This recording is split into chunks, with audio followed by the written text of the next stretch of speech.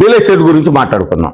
మీరు ఉన్నటువంటి 5 సంవత్సరాల్లో, గత 5 సంవత్సరాల్లో జరిగినటువంటి రియల్ ఎస్టేట్ గురించి మొత్తం తీద్దాం. అంతకుముందు ఎవరున్నా, నేనున్నాయి, లేకపోతే యలమందరావు గారు ఉన్నాయి, ఈ రోజు ఆంజనేయులు గారు ఉన్నాయి. ఈ నియోజకవర్గంలో ఉన్నటువంటి మొత్తానికి సంబంధించి కూడా రియల్ ఎస్టేట్ కి ఎవరికైతే డిటిపిసి అప్రూవల్ ఉంది, ఎవరైతే ప్లాట్లు వేస్తున్నారో అన్నిటిని కూడా నిష్పక్షపాతంగా విచారణ జరిపిద్దాం. తప్పనిసరిగా అందులో ఏ కులం వారు ఉన్నాయి, ఏ పార్టీ వారు సంబంధించి ఉన్నాయి, ఖచ్చితంగా అన్నిటిని ఆపేద్దాం. దీనికి నేను సంసిద్ధం. అయితే మొదటిగా నేను మిమ్మల్ని సూటిగా ప్రశ్నించేది ఒకటి, సర్వే నెంబరు వినుకొండ గ్రామ సర్వే నెంబరు 309/3లో బొల్లా బ్రహ్మనాయుడు గారు మీ పేరు మీద 4 ఎకరాలు వెంచర్ వేసింది. దీనికి డిటిపిసి అప్రూవల్ ఉందా? దయచేసి చూడండి, దీనికి డిటిపిసి అప్రూవల్ ఉందా? రండి చూద్దాం. సిసి రోడ్డు ఎట్లా వేశారు? సెంటు 4 లక్షల లెక్కన అమ్మారు.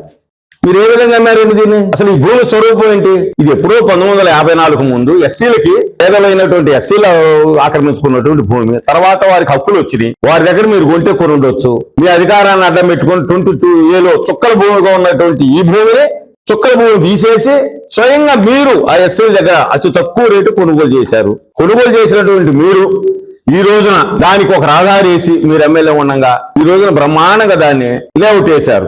ఇది మీ పేరు ఉందా లేదా? ఇందులో సీసీ రోడ్లు వేశారా లేదా? కరెంటు పోల్స్ వేశారా లేదా? ఏ విధంగా వేశారు? ఇది ఒక్కటి చెప్పండి. 309 వినుకొండ సర్వే నెంబరు 4 ఎకరాల ఎక్స్టెంట్ ప్లాట్లు వేసి ఎకరం 3.5 లక్షల నుంచి 4.5 లక్షలు చేసి అమ్మారు. నేను రుజువు చేస్తా. ఇది మీ భూమే కాదా? రేపు రిజిస్టర్ చేయాల్సింది మీరా కాదా? దీనికి స్పష్టంగా చెప్పండి. అది ఇప్పుడు జరిగింది, ఈ రోజున గత 6 నెలల నుంచి జరుగుతూ ఉంది. ఇది చెప్పని అడుగుతా ఉన్నా. ఇంకా దానికి సంబంధించి రెండోది కూడా అండి, ఆధారాలతో సహా.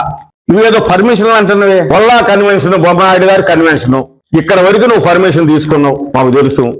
ఆ తర్వాత వెనక కట్టినటువంటి గదులు ఎవరు అండి? ఈ వెనక రూములు కట్టారు. హై టెన్షన్ వైర్ చూడండి ఏడుందో. హై టెన్షన్ వైర్లు, కరెంటు వైర్లు ఉన్నప్పుడు 50 మీటర్ల దూరం ఉండాలి. అది ఏ నిర్మాణం జరగాలన్నా 50 మీటర్ల దూరం ఉండాలా.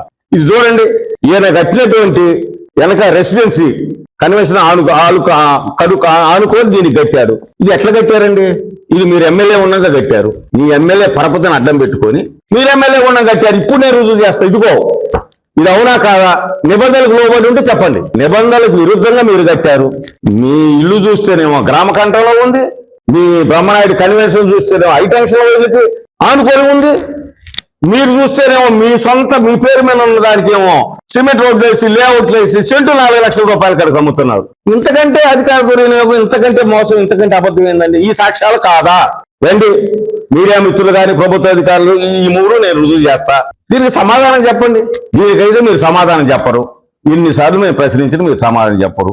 ఇంకొకటండి, రియల్ ఎస్టేట్కి సంబంధించి నేను ఒకటే చెప్తున్నా. ఈ నియోజకవర్గంలో రైట్ త్రిసభ్య కమిటీని వేద్దాం, లేకపోతే ఇంకోటి వేద్దాం. అధికార పార్టీ వాళ్ళు కానివ్వండి, విలేకరులు కానివ్వండి, ఎవరినైనా ఇబ్బంది లేదు. అధికారులతో కూడిన కమిటీని వేద్దాం. ప్రతి వెంచర్ను కూడా చేద్దాం. నా పేర నేను చెబుతున్నా స్పష్టంగా. నాకు సంబంధించి నేను ఆధారాలతో సహా చెబుతున్నా. నాకు సంబంధించి ఇదిగో నాకు ఎంకుపాలెంలో నాకు 13 ఎకరాల డిటిపిసి అప్రూవల్ లేఅవుట్